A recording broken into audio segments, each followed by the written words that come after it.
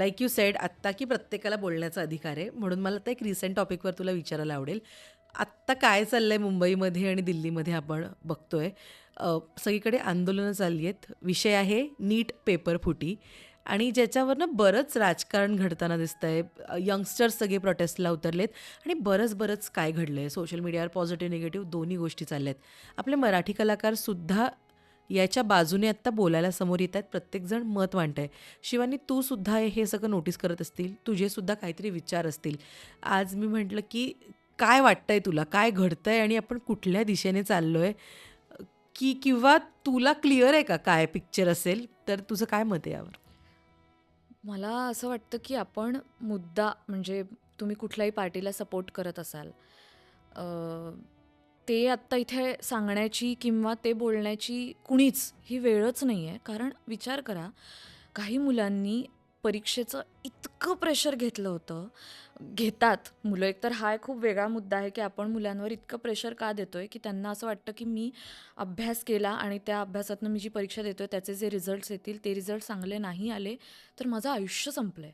असं वाटतंय त्या मुलांना.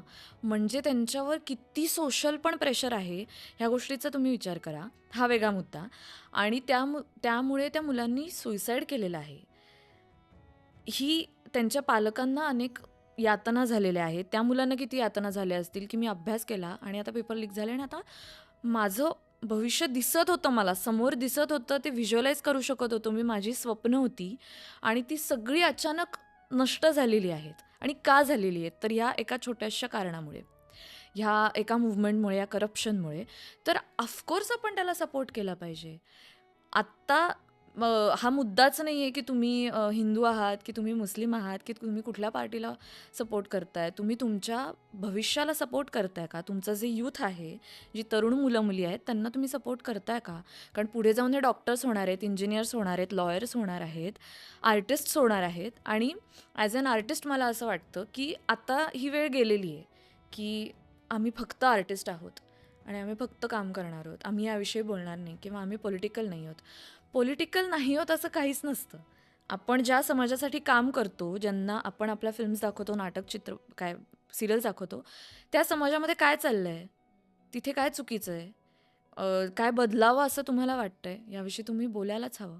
आणि दुसरी गोष्ट, इतक्या त्या पालकांना, मुलांना यातना झालेल्या आहेत, त्यांना उत्तरसुद्धा न मिळणं, हे फार वाईट आहे.